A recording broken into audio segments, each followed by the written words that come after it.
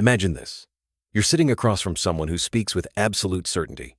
Their words flow like scripture, each sentence wrapped in the armor of moral righteousness. They tell you about the corruption they've witnessed, the lies of others, the betrayals that have scarred them. Their eyes burn with conviction as they describe themselves as a warrior for truth, a defender of what's right in a world gone mad. Everything about them radiates confidence, clarity, purpose. You find yourself nodding along, drawn into their narrative, feeling the pull of their charisma like gravity itself. But then something shifts, subtle at first, barely noticeable. A moment where their story doesn't quite align. An instance where someone else's version of events paints a drastically different picture. You watch them dismiss contradictions with surgical precision, their explanations so smooth it feels rehearsed, as if they've told this version to themselves 1,000 times until it became indistinguishable from memory. And in that fleeting instant, you realize something that sends a chill down your spine. You're not looking at a person anymore. You're looking at a mask so perfectly crafted that even the person wearing it has forgotten what lies beneath. If this resonates with you, if you've ever felt the unsettling presence of someone whose goodness feels too perfect, whose certainty feels too absolute, then stay with me. What you're about to discover will fundamentally change how you perceive human nature, starting with your own. And if you find value in this exploration, consider subscribing. This channel exists to illuminate the shadows Jung warned us about, one insight at a time. This is the paradox that Carl Jung spent decades unraveling, the terrifying realization that the most dangerous people in our lives don't announce themselves with violence or obvious cruelty. They don't wear the face of the villain. Instead, they wear yours. They wear mine. They wear the face of the righteous, the wounded, the enlightened. They are the partner who never apologizes because they're always the victim. The colleague who sees incompetence in everyone but themselves. The leader who speaks of justice while crushing anyone who questions their vision. The friend who projects their darkness onto you so convincingly that you begin to doubt your own sanity. What makes them dangerous isn't what they do, it's what they cannot see. It's the blind spot, so vast and so absolute that it becomes a black hole, warping reality around it, pulling everything into its gravitational field of self-deception. They are not liars in the traditional sense. They are believers. True believers in a narrative so carefully constructed, so meticulously maintained, that questioning it would mean the complete destruction of their identity. But here's where the paradox deepens, where the ground beneath your feet turns to quicksand. How do you spot such a person when their greatest skill is appearing exactly like everyone else, or better yet, appearing like the best version of what we all aspire to be? How do you identify danger when it wears the costume of virtue, when it speaks the language of morality, when it weeps with apparent sincerity and bleeds with visible wounds? And the question that should truly terrify you, the one that Jung insisted we must ask if we're to have any hope of psychological survival: what if you're looking at this person not across a table, but in a mirror?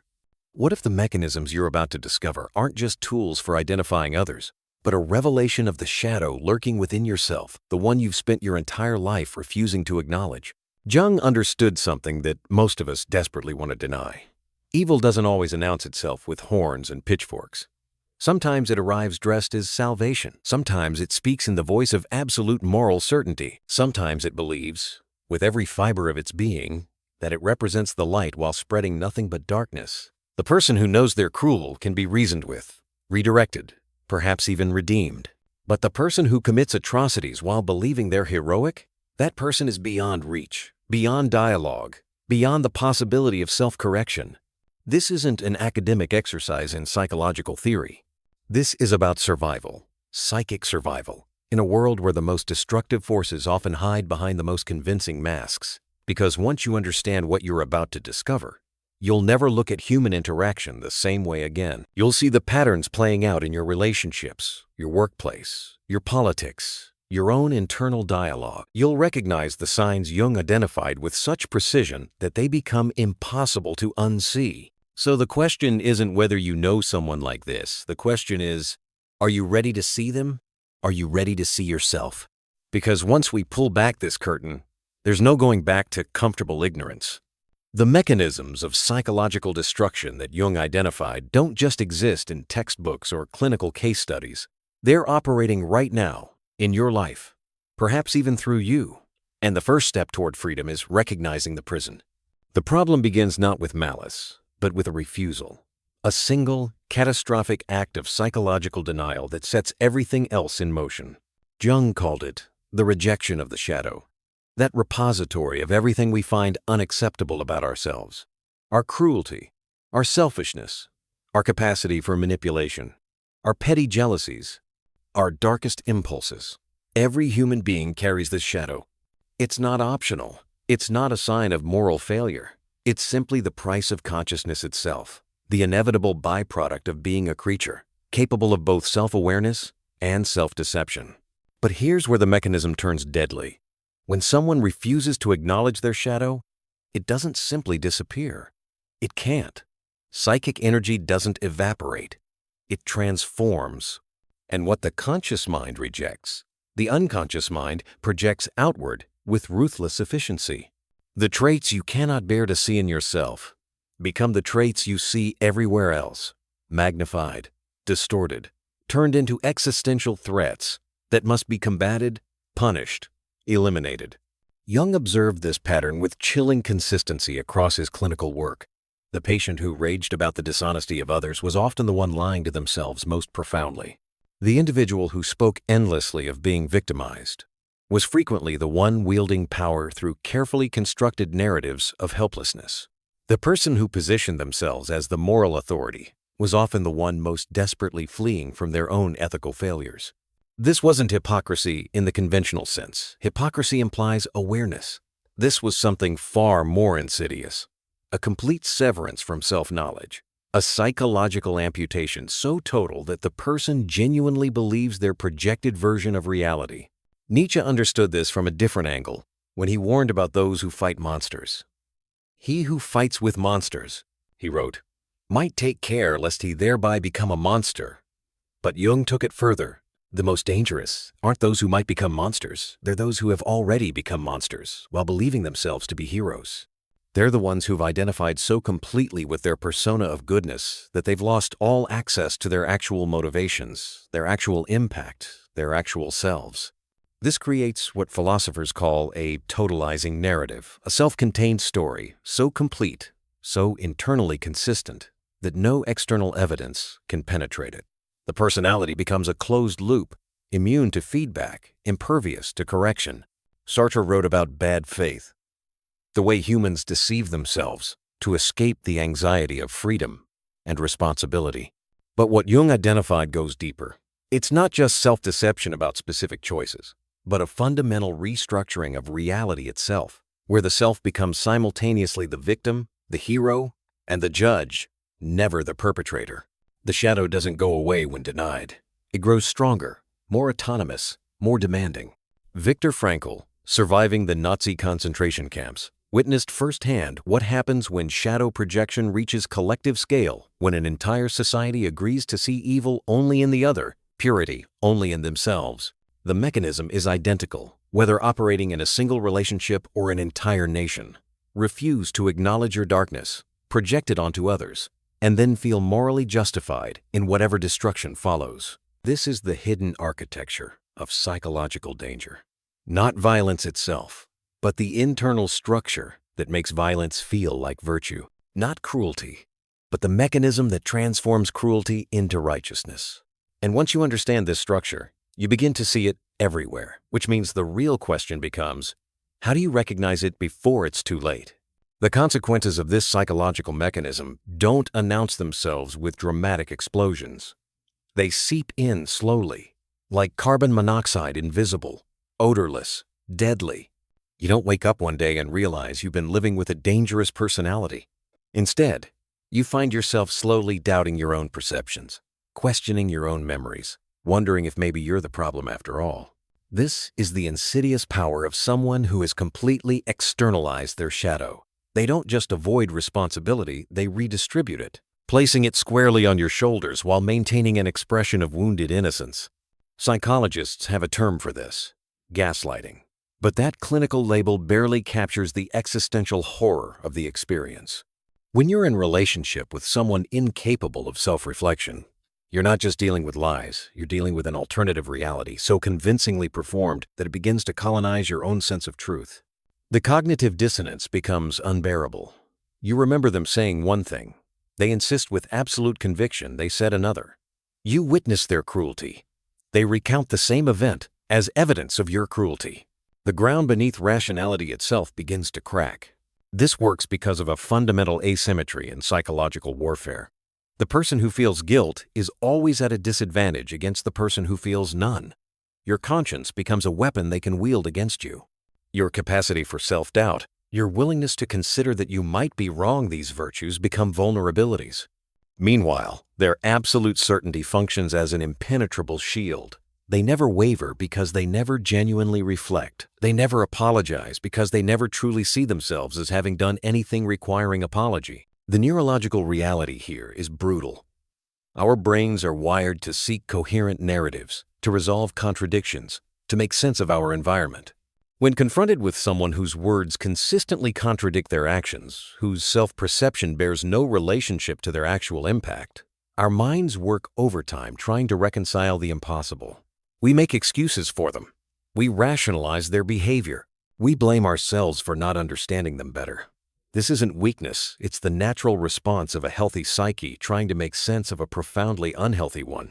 On a societal level, these consequences metastasize into something even more dangerous. When enough individuals refuse to acknowledge their shadows, those shadows don't cancel out, they synchronize. They find each other. They form movements, ideologies, mass psychologies built on the shared fantasy that all evil exists somewhere else, in some other group, some other nation, some other political party. Jung watched this happen in real time during the rise of fascism, and his warnings echo with terrifying relevance today. A society that cannot face its collective shadow will inevitably project it onto scapegoats, and what follows is always the same purges, pogroms, genocides, all committed in the name of purity, goodness, righteousness. The confirmation bias at work here is staggering. Once someone has constructed a narrative where they are perpetually wronged, every interaction becomes evidence supporting that narrative. Acts of kindness toward them are seen as insufficient, proof of how much more they deserve. Acts of confrontation are seen as persecution, proof of how the world conspires against them. The feedback loop becomes self-reinforcing, self-sealing, self-perpetuating, and the longer it continues, the more catastrophic the eventual collapse, because a personality built entirely on denial doesn't gradually reform, it shatters. Or worse, it never shatters at all, continuing its destruction until death itself intervenes. But there is a way to recognize these patterns before they consume everything. There are specific signs, identifiable mechanisms that Jung mapped with precision, and understanding them might be the only thing standing between you and years of psychological devastation. The first act of rebellion is the most counterintuitive. You must stop trying to make them see. Stop presenting evidence. Stop explaining your perspective. Stop hoping that if you just find the right words, the right approach, the right moment of vulnerability, they'll finally understand. This hope is the hook that keeps you trapped, because someone who has constructed their entire identity around not seeing cannot afford to see. Their psychological survival depends on maintaining the illusion. Your clarity threatens their existence, and they will fight to preserve their blindness with everything they have. Jung's method for spotting these personalities isn't about confrontation, it's about observation. It's about learning to trust what you see over what you're told. Watch for the pattern of total projection. Do they consistently attribute to others the exact behaviors they themselves display? Listen for the absence of genuine self-doubt. Do they ever truly question their own motives, or do they only perform doubt as a manipulation tactic? Notice the accountability vacuum. When conflicts arise, can they ever admit fault without immediately pivoting to how they were actually the victim? The second sign Jung identified is perhaps the most revealing: the complete absence of internal moral conflict. Healthy people agonize over their choices. They lie awake wondering if they did the right thing. They feel the weight of their impact on others. But the dangerous personality moves through life with eerie certainty, unburdened by guilt, untroubled by conscience. When you confront them with harm they've caused, watch their response carefully. Do they show genuine remorse? Or do they show performance? Do they sit with discomfort? Or do they immediately deflect, defend, redirect? Here's the radical shift in perspective. Once you recognize these patterns, Your responsibility is no longer to fix them, save them, or make them understand. Your responsibility is to yourself to extract yourself from their reality distortion field before it consumes your sanity. This isn't cruelty. This isn't abandonment. This is psychological self-preservation. You cannot help someone who cannot see themselves, and attempting to do so will only result in your own destruction. The historical examples are instructive. Hannah Arendt, studying the architects of the Holocaust, coined the phrase, "the banality of evil," after witnessing how ordinary, even boring, these mass murderers appeared. They weren't dramatic villains, they were bureaucrats who'd convinced themselves they were simply doing their duty. They'd externalized all moral responsibility to ideology, to orders, to the collective. Jung would have recognized this immediately. Total identification with a persona, complete projection of the shadow, absolute absence of individual conscience. Your responsibility is to yourself to extract yourself from their reality distortion field before it consumes your sanity. This isn't cruelty. This isn't abandonment. This is psychological self-preservation. You cannot help someone who cannot see themselves, and attempting to do so will only result in your own destruction. The historical examples are instructive. Hannah Arendt, studying the architects of the Holocaust, coined the phrase, "the banality of evil," after witnessing how ordinary, even boring, these mass murderers appeared. They weren't dramatic villains, they were bureaucrats who'd convinced themselves they were simply doing their duty. They'd externalized all moral responsibility to ideology, to orders, to the collective. Jung would have recognized this immediately. Total identification with a persona, complete projection of the shadow, absolute absence of individual conscience. Breaking free requires what Nietzsche called the revaluation of all values, a willingness to question everything you've been taught about loyalty, forgiveness, giving people chances. Sometimes, the most moral act is withdrawal. Sometimes the kindest thing you can do is refuse to participate in someone's self-deception. Sometimes love means recognizing that the person you're dealing with isn't actually present, they're a mask operating on autopilot, and the human beneath may be irretrievably lost. But here's where the method becomes truly powerful. The same tools you use to identify dangerous personalities externally become tools for examining yourself internally. Jung insisted this was the real work, not just spotting the shadow in others, but confronting it within. Because the greatest danger isn't that you'll encounter one of these personalities, it's that you might become one without ever realizing it. Now we arrive at the truth that changes everything. The realization that Jung spent his entire life trying to communicate, the insight so profound and so disturbing that most people will do anything to avoid confronting it. The capacity for becoming a dangerous personality doesn't exist in some separate category of humans. It exists in you, in me, in everyone who possesses a psyche sophisticated enough to deceive itself. This is not metaphor. This is not philosophical abstraction. This is the cold, hard reality of human consciousness. We are all one refusal away from becoming what we fear. Every time you avoid acknowledging a mistake, every time you blame circumstances rather than examining your choices, every time you construct a narrative where you're perpetually the reasonable one and everyone else is inexplicably difficult, you're exercising the same muscles that, if strengthened enough, turn you into precisely the kind of personality you've learned to identify as dangerous. The mechanism is elegant in its simplicity and terrifying in its universality. It begins with a wound, some experience of shame, failure, or inadequacy that feels unbearable to acknowledge. The psyche, in its desperate attempt at self-protection, performs a kind of amputation. It severs the unbearable truth from conscious awareness and casts it into the shadow. But that rejected truth doesn't disappear. It can't. Instead, it begins operating autonomously, like a splinter personality with its own agenda, its own logic, its own relationship to reality. And here's the devastating part. The more rigidly you identify with being good, the more violently your shadow will manifest.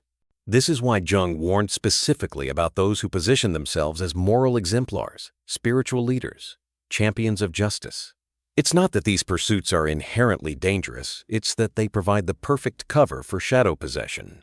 The crusader against corruption who turns out to be corrupt, the advocate for victims who turns out to be an abuser, the spiritual teacher who turns out to be a manipulator. These aren't rare exceptions. They're predictable outcomes of a specific psychological process. Total identification with the light inevitably summons the darkness. Think about the last time you were absolutely certain you were right in a conflict. That feeling of crystalline clarity, of moral superiority, of justified indignation. Now ask yourself, in that moment, were you open to the possibility that you might be wrong? Not performing openness, not strategically considering other perspectives to strengthen your argument, but genuinely vulnerable to having your entire position collapse under scrutiny? If the answer is no, you are experiencing the same psychological state Jung identified as the precursor to dangerous behavior. You were, in that moment, possessed by your shadow while believing yourself to be guided by righteousness. This is the paradigm shift. Danger isn't a fixed trait that some people have and others don't. It's a dynamic process that anyone can enter and, crucially, anyone can exit, but only through the excruciating work of self-examination. Jung called this process individuation, and he was explicit about its difficulty. It requires looking directly at the parts of yourself you've spent your entire life avoiding. It demands that you acknowledge your capacity for cruelty, manipulation, self-deception. It insists that you stop dividing the world into good people and bad people and recognize that every human being contains both, in varying proportions, under varying circumstances. The people Jung identified as truly dangerous aren't different from you in kind. They're different in degree. They've traveled further down the path of self-refusal. They've built more elaborate defenses. They've invested more deeply in their persona. But the path itself, that path is accessible to everyone. You could walk it right now, in this moment, simply by refusing to acknowledge something true about yourself that feels too painful to admit. And this is where the real power lies, in understanding that the antidote to becoming dangerous is the same as the method for identifying danger in others. It's the practice of relentless self-honesty. It's the willingness to ask in every conflict, what am I not seeing about my own role here? It's the discipline of noticing when you feel absolutely certain and using that certainty as a red flag rather than a confirmation. It's the courage to seek out feedback from people who will tell you hard truths rather than surrounding yourself with those who validate your preferred narrative. Jung observed that the people who cause the least harm aren't those who claim to have no darkness, they're those who've made peace with their darkness, who've integrated their shadow sufficiently that it no longer operates behind their back. They're the ones who can admit mistakes without their identity crumbling. They're the ones who can feel guilt without being destroyed by it. They're the ones who understand that being a good person isn't a fixed state you achieve and then coast on. It's a constant negotiation with parts of yourself that, if left unexamined, would happily justify any atrocity. This is why the most important question isn't, how do I spot dangerous people? It's, how do I prevent myself from becoming one? And the answer is simultaneously simple and impossibly difficult. You stay in conversation with your shadow. You treat your absolute certainties with suspicion. You assume that in any conflict, you're probably contributing more to the problem than you're comfortable admitting. You practice what Jung called holding the tension of opposites, the ability to recognize that you can be both victim and perpetrator, both right and wrong, both hurt and hurtful, often simultaneously. The truly dangerous personalities are those who've stopped being able to hold this tension. They've collapsed into one side of the equation, seeing themselves as purely victimized, purely righteous, purely justified. And in that collapse, they become capable of anything because they've lost the internal mechanism that would normally produce guilt, doubt, or restraint. So look around at the people in your life. Notice the patterns Jung described: the constant projection, the absence of genuine self-doubt, the refusal to take responsibility, the mask of virtue concealing an absence of real self-awareness, the moral fanaticism that brooks no disagreement. These are the warning signs. These are the mechanisms of psychological danger made visible. But more importantly, look within. Notice when you're projecting. Notice when you're avoiding responsibility. Notice when you're wearing a mask. Notice when your certainty feels just a little too comfortable, your righteousness just a little too pure. Because the greatest protection against dangerous personalities isn't learning to spot them in others. It's learning to recognize and interrupt those same patterns in yourself before they solidify into something irreversible. Jung's final insight was perhaps his most hopeful. Awareness itself is therapeutic. The moment you truly see these mechanisms, You've already begun to free yourself from their grip. The shadow loses its power the instant it's brought into consciousness. Not eliminated, never eliminated, but integrated, acknowledged, made subject to conscious choice rather than unconscious compulsion. This is the work. Not once, but constantly. Not perfectly, but persistently. Not as a destination to reach, but as a practice to maintain. Because the alternative, the comfortable delusion that you're fundamentally different from those dangerous personalities, that you're immune to their mechanisms, that your shadow doesn't exist or doesn't matter, that alternative is precisely how ordinary people transform into the monsters they swore they'd never become. The choice is yours. It always has been. But now, at least, you can see it clearly.